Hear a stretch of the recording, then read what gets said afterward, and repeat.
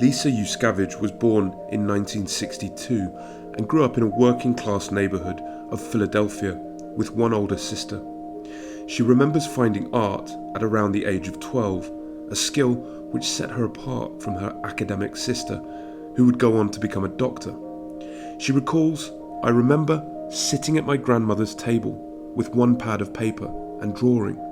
I always drew naked people, and then I tore them up and threw them away. I was always only ever interested in people." At school, she was taught by nuns, and she initially toyed with the idea of becoming a nun herself, describing them as the first feminists she ever met. But after experiencing a sexual awakening, she found solidarity instead with the girls around her, who were all experiencing the brink of adulthood together, with trepidation and fascination. She remembers, "We were obsessed with Playgirl, and everybody thought we were crazy because we were reading the sexual fantasies in the magazine. We were so anxious to grow up and to understand what was going on." As a young adult, Yuskavage was mesmerised by the female body, unafraid of examining and playfully exploring the various ways it could be represented without shame or embarrassment. She remembers organising an alternative art project with her friends, which she jokingly titled the Tit Papers, where everyone would draw their breasts from various different angles. The project later came to influence her paintings, Tit Heaven, which she describes as disembodied breasts having adventures. Yuskavage received a BFA from the Tyler School of Art in 1984. During that time, she spent 1 year studying in Rome, where she was overwhelmed by the high drama and perfection of Renaissance masterpieces. She said, "In Rome, I got even more distracted and even more lost, because then I was wandering around looking at masterpieces thinking, I'm never going to be an artist if this is what art looks like, because I'm so bad." After art school, Yuskavage went to Yale for her Masters in Fine Art, where she met the painter John Curran and her future husband Matt V. Leverstein. In the years following graduation, Yuskavage hoped to gain a teaching position in a university, but it proved more challenging than expected. After receiving countless rejections, she eventually secured a job teaching adult evening classes in painting. But as her artistic career developed, the world of teaching became increasingly distant, not least due to the explicit nature of her work. As she explained, the end result was that the art world was open, but the world of academia was shut to my kind. Yuskavage held her first solo exhibition in 1990, 4 years after graduating, but it was not the pinnacle of success she hoped for. The work was too reserved and timid, and she yearned to produce something with more bite.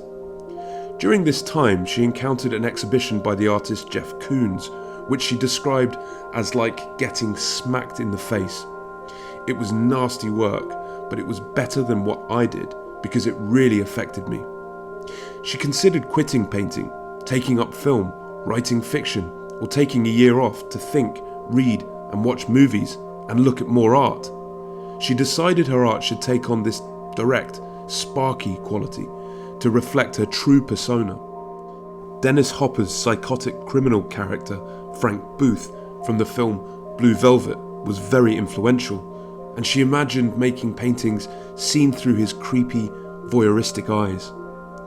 After experiencing this crisis in 1990, Yuskavage returned to painting in 1991 with the drive to produce a more outlandish and confrontational form of art. Throughout the 90s, Yuskavage painted busty and naked young women in idealized and exaggerated forms, seen against monochrome backdrops through the hazy lens of soft porn. This included the series Bad Baby and Big Blondes. She searched for vintage issues of Penthouse magazine for modern-day muses to elevate tasteless imagery into high art. She remembers, "It was considered pretty incorrect for me to be using these images, but I was intrigued." Such work secured her place as a major force in figurative painting, alongside others who included Neo Rausch, Chris Offaly, Marlene Dumas, and John Currin, making her one of the generation engaged in reinventing the modern figure for contemporary art. Along with great success came an onslaught of criticism, particularly from feminists who saw Yuskavage's sexualized female figures as derogatory and objectifying. Critics were divided. Some saw her work as deeply misogynistic, but for others, her hypersexual, overblown sex objects were seen as a cynical reflection of the misogyny in contemporary culture.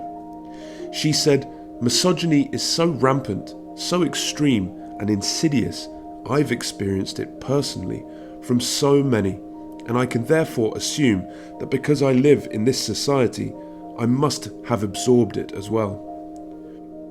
However, for Yuskavage, her paintings had simpler roots. She understood that paintings of nudes had always been done in the history of art, and so she thought to herself, how can she do it differently? Today, Yuskavage continues to live with her husband in New York, where she has a large studio, and is represented by David Zwirner Gallery. The notoriety surrounding her work in the 90s has been the key to her success, with her paintings now in worldwide collections. Her paintings enjoy celebrity-like status, with one recently selling at auction for more than $1 million, and another, the painting Half Family, featured in the Emmy-nominated television drama The L Word. She has become a rich storyteller, weaving together mysterious, sexually charged narratives featuring wanton young women as playmates for each other and their male lovers.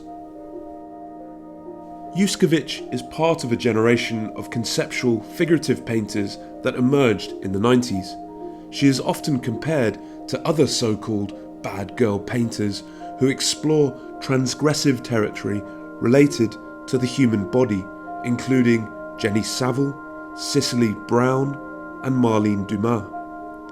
Infused into Yuskavage's paintings is a clash of high and low culture, references that set her apart from her peers. The technical mastery and the glowing light of Renaissance painting is populated with references to lads' magazines and soft porn. Writer Jane Harris has said, "Bawdy Girl meets society's uncompromising mirror," which seems closer in spirit to the films of Russ Meyer and John Waters. As a conceptual painter, Yuskavage's transgressive subjects have become part of a post-feminist debate, particularly potent with the rise of the Me Too campaign, and they continue to raise contentious issues relating to the portrayal of women, ideas which have influenced subsequent generations of artists. Her latest solo show has just opened at David Zwirner Gallery in Los Angeles, and she continues to fascinate and astound the art world with her unique, unforgettable paintings.